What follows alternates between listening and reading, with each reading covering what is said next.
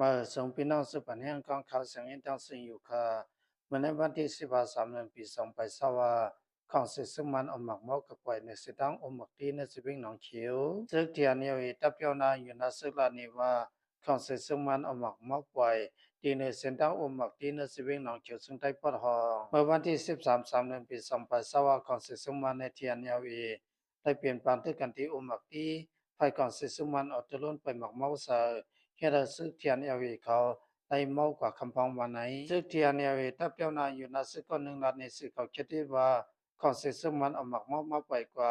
หน้าเมืองสังในเฮาคาเดียวศักดิ์สิทธิ์แล้วทันมันหนีไปอยู่วันไหนที่สมาคมเมืองห้ามจับไว้เตรียมในเสื้อที่หมักเมาในสิทธาก็ของเสียซึ่งมันเขาได้เอาเสื้อที่อยู่hiện là sự thiệnเนี่ยเขาคำพองได้เมากว่าเยาก็ถอยสกับเสนในเทียงลูกก่อนวันไหนมันสืบลานในเทียงว่า sự thiện yêuเขาเต็มในทุกสมสิทาก็กุยกัดจะล้นมาหมักไว้กัดเตเลยวันนำที่ได้ยาววันไหนแล้วทงต้องคำเลยเป็นปฏิกันเข้ายาดังของสิซึ่งมันแน่เทียนyêuเขาตึกซึมในทับเครื่องนองของสิซึ่งมันยันปัวของสิซึ่งมันเขาขึ้นเอาเฮือมีทับเครื่องนองเขาขึ้นยืดซอยแน่ภายเทียนyêuเขาสั่งในถอนออกนับพื้นที่กว่าอยู่ตั้งอมหมักที่เสนานเสสั่งในเกิดขึ้นบางทึกแทงอยู่ยาวตั้งอมหมักที่ของสิซึ่งมันเขาเอาเทล้นกับปล่อยหมักซาแล khi là mi lòng tung tư tăng nằm yêu vào này đang trung thông khám của biển bảo tư cần hào yang lệ còn sự sớm manเขาở mọc máuกับquายเสือแทงเมื่อวันที่14 เดือนปี2020còn sự sớm manในที่อันยาวีและเป็นปานตึกกันหายังแล้วtrung thôngคำสิเวงหนองเขียวในซึ่งได้ปะทองไปcòn sự sớm manเขาได้เอาหมักเมากับไปเสือแทงวันไหนเมื่อวันที่13 เดือนปี2020còn sự sớm manในที่อันยาวีได้เป็นปานตึกกันหายังในtrung thôngคำcòn sự sớm manเอาหมักไปเสือสิบาโลก เนิ่นนั้นอันนี้ทางเถอมาเป็นหมักเมานั้นป้าอยู่วันไหนกวนอันไรอันเธอตาก็หนึ่งรัฐนิติสึกาสุปีมีว่าของเสสมันเปิดอาซึกหลอดเทียนเอวีมามาปล่อยกัสิบาโล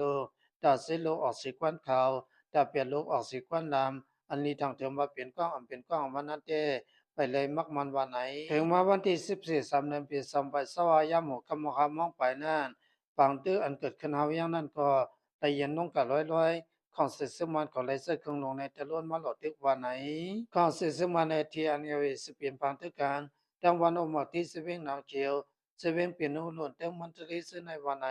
เมื่อวันที่12 เดือนปี2020ที่ได้กุรำของสิสมันเขาเตรียมต่างไว้และทุนทองคำของสิสมันเขาทึกซิมในดับเทียนเอวี2 ตับวันไหนเตือสินแนมการและทุนทองคำของสิสมันเขาขึ้นถึงซิมในยวันในสีควรเสริญกว่านาซึกซึ่งนั้นขึ้นเป้ามาในภูมิสันของสิสมันเขาอ่อนกันฮับตันอยู่วันไหนเดี๋ยวนะ2 เดือนปี2020มาของสิสมันเป็นนาซึกหลอดตึงในทุนทองคำนั่นนาทีคุ้มกำเทียนเอวีเขาเฮียดาสมเทียนเอวีเขาไล่ถอนออกพื้นที่ยันผู้ว่าของสิสมันเขาเสียยังคนทางนับสิหลอดตึกล้อมหัวไปวันไหนของสิสมันในเทียนเอวีและเป็นปานที่กันในทุนทองคำมีเข้าทางหกเหรียญย่อ